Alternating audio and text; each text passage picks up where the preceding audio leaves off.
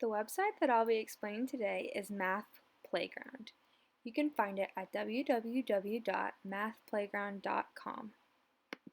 I want to start off by showing you what the website looks like itself. This is the top of the Math Playground homepage.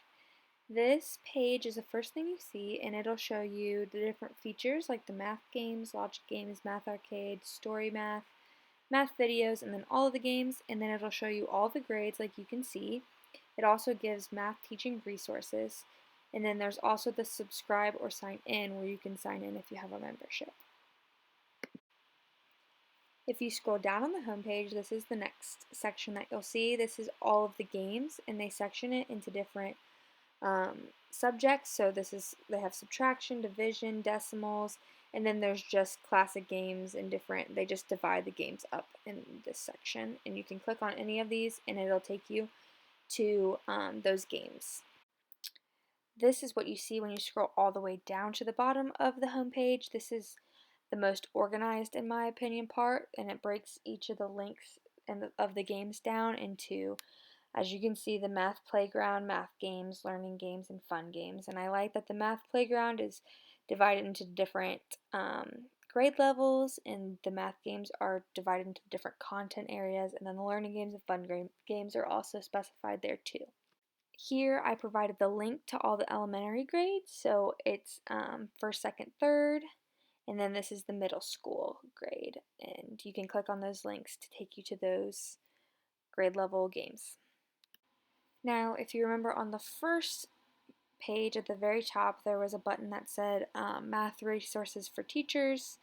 If you click on that, this is what will pop up, and it's a bunch of different resources that math teachers can use. So there's a blog that you can visit that just gives different lesson plans and teaching ideas and new math games and things on the blog.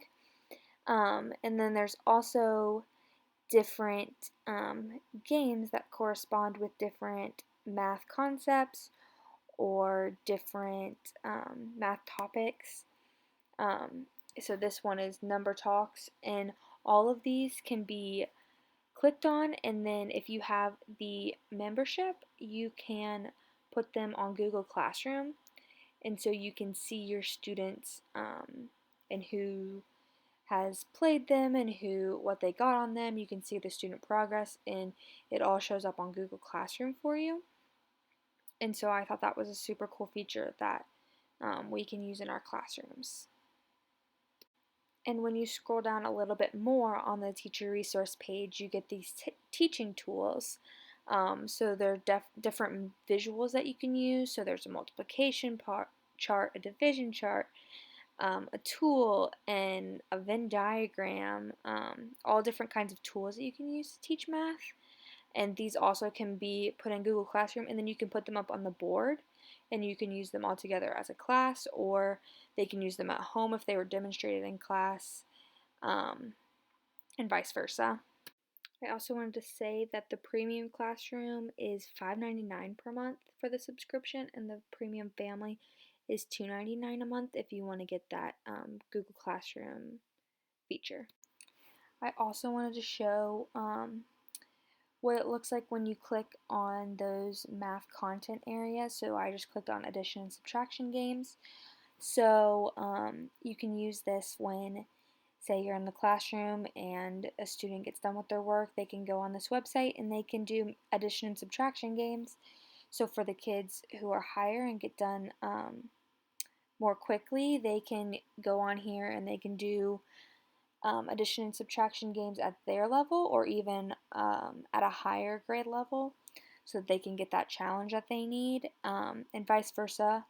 But you can also use this at home if a student needs extra practice with that Google Classroom thing. You can share all of they're doing at home with yourself on Google Classroom.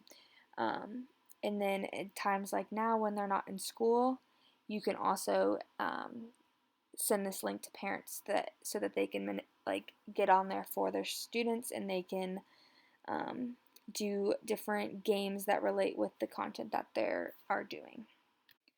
And the last thing I wanted to show you was if you click on those grade levels, so I did the 6+ grade level, so it goes up to 8th grade games, and this sections them off into the different math concepts. So this is expressions and equations. If you scroll down a little bit more, you get into ratios and proportions and all kinds of different math concepts that you can have your students um, in the correct grade level play the games for the correct content.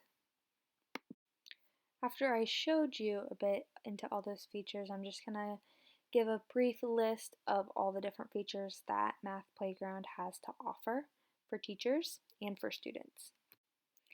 I hit on most of these already with what it looks like, but the different features are that there are different math games, logic games, there's a math arcade, story math.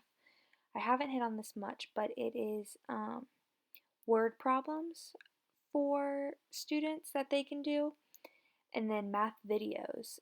They have different videos teaching different math um, concepts. So there's one on addition, there's one on subtraction, all different kinds. And then there's the math teaching resources. It's sorted by grade level. It's sorted by math content. There's a teacher blog.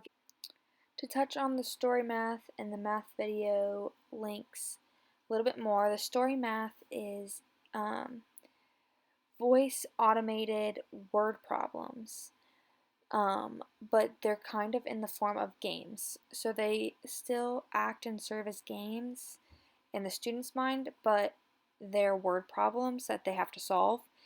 And there's multi-stepped and multi-layered math problems for students to use, which are great tools for teachers to use at the end of teaching just to see where students are with it. And it's voice automated, so students don't have to worry about reading comprehension while they're doing math.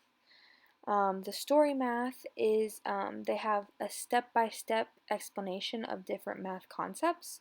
So if students need to go home and they're still confused about fractions, they can go on here and they can click on the fractions video and it'll give them a step-by-step.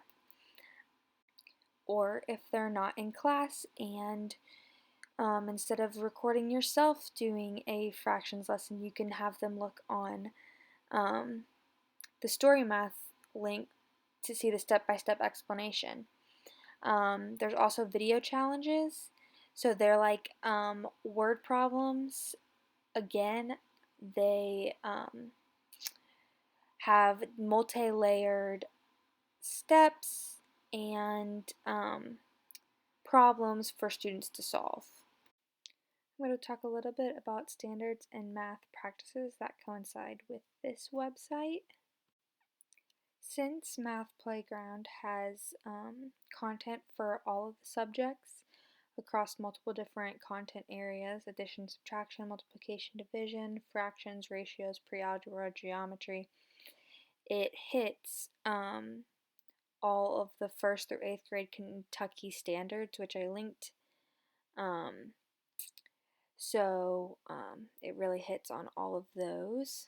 And some of the math practices that students would use while doing this would be MP1, which is make sense of problems and persevere in solving them. That's anytime that they're doing the games or any of the resources really.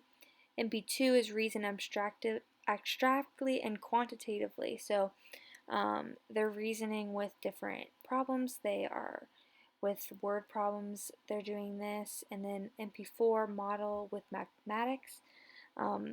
They're doing this in the interactive games. They have to fill in numbers. They have to constantly be modeling with their math skills.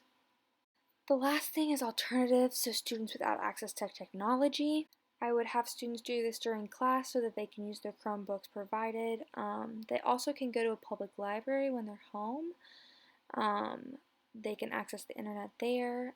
I also can give printed out versions of different word problems that they go through, or even some of the games. and if none of these options are working, I can also give different math games that I have in the class to specific students who don't have technology. I can give them the different games that we do in class as well. I hope you guys liked Math Playground, and I hope this was helpful in implementing this into your classrooms.